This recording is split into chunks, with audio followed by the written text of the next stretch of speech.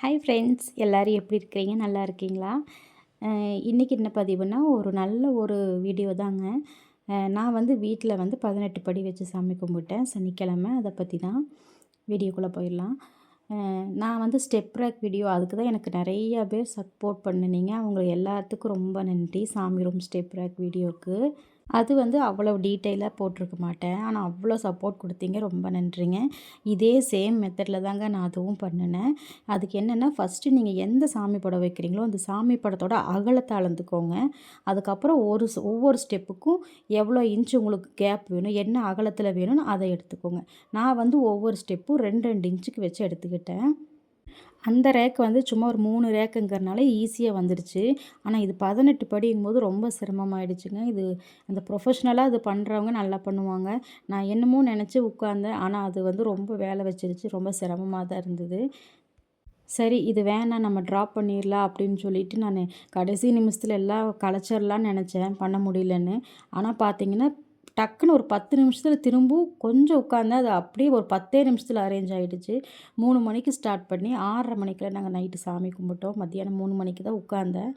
6 6:30க்கெல்லாம் குளித்து ஃப்ரெஷ் ஆகி, அது திடீர்னு நாங்கள் இது பண்ணினோங்க. அந்த 2 இன்ச் அகலத்துக்கு நம்ம அளந்தோம் இல்லையா, அதை பார்த்திங்கன்னா இப்படி ஒரு பீஸாக கட் பண்ணி தனியாக எடுத்துக்கணும். இதே மாதிரி ஃபஸ்ட்டு ஸ்டெப்பு 2 இன்ச் எடுத்தேன், அப்புறம் 4 இன்ச்சு, அப்புறம் 6 இன்ச்சு, அப்புறம் 8 இன்ச்சுன்னு அப்படி கூட்டிக்கிட்டே போகணும். அப்படி 18 பண்ணி எடுத்துக்கணும். ஒட்டுறதுக்கு வந்து கம்மு இல்லை ஆணி, சின்ன ஆணி, குண்டூசி இந்த மாதிரியெல்லாம் வச்சு நீங்கள் ஜாயின் பண்ணிக்கலாம் எல்லாத்தையும். வேண்டாம், நம்மளால இது பண்ண முடியாதுன்னு நினச்சது கடைசியில் பார்த்திங்கன்னா அப்படி ஒரு அமைப்பாக வந்துருச்சுங்க. சாமி கும்பிட்றக்கே பார்த்திங்கன்னா வீட்டில் எந்த ஒரு இது இல்லாமல் கும்பிட தான் ஆரம்பித்தேன். அது நான் அவ்வளோ நல்லா கும்பிட்டேங்க.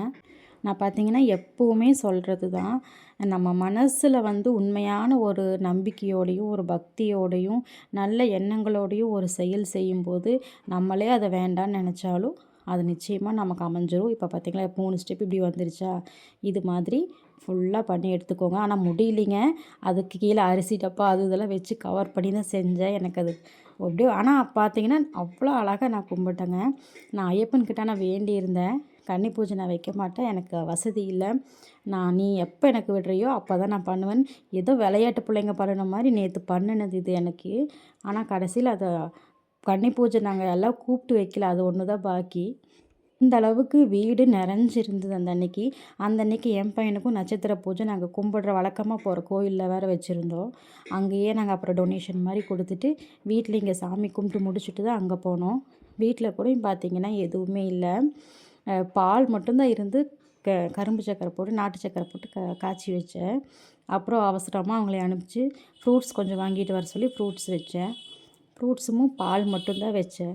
கடைசிக்கு எப்போவுமே நம்ம சக்கரை பொங்கல், கேசரி, பாயசம்னு அது இது பண்ணுறவங்க அந்த அன்னைக்கு எதுவுமே பண்ணல. ஏன்னா இது கும்பிடுற ஐடியாவே இல்லைங்க. செஞ்சு பார்க்கலான்னு நான் செஞ்சது.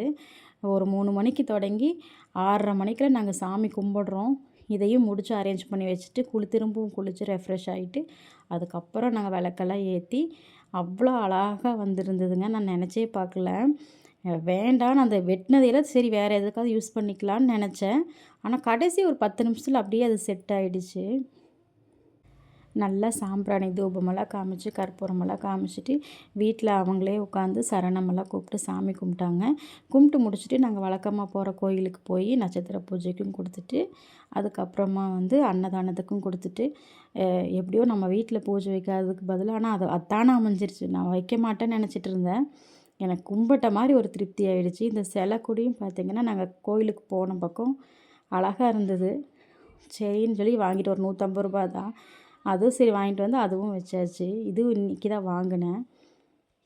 சில நேரங்களில் கடவுளை நம்ம விலகி போனாலும் கடவுள் நம்மக்கிட்ட நெருங்கி வர மாதிரி சில விஷயங்கள் நடக்கும். எனக்கு இன்றைக்கி அந்த மாதிரி தாங்க இது அமைஞ்சுது. எப்படி இருக்குதுன்னு கமெண்ட் பண்ணுங்கள், லைக் பண்ணுங்கள். பார்க்குற ஃப்ரெண்ட்ஸ் சப்ஸ்கிரைப் பண்ணிவிட்டு பாருங்கள். அந்த ஸ்டெப் ரேக் நான் பூஜை ரூமில் வச்சுருக்கிறது இந்த மெத்தடில் தான் செஞ்சேங்க. இப்போ ஏன்னா அது நான் டீட்டெயிலாக காட்டலை. அப்புறம் கோயிலுக்கெல்லாம் போயிட்டு, கோயம்புத்தூரில் அந்த கோயில் ரொம்ப ஃபேமஸானதுங்க. நாங்கள் அங்கே தான் போவோம். போயிட்டு பூஜையெல்லாம் பண்ணிவிட்டு ரொம்ப ஹாப்பியாக அன்றைக்கி முடிஞ்சது. கண்டிப்பாக லைக் பண்ணுங்கள், கமெண்ட் பண்ணுங்கள். பாய்.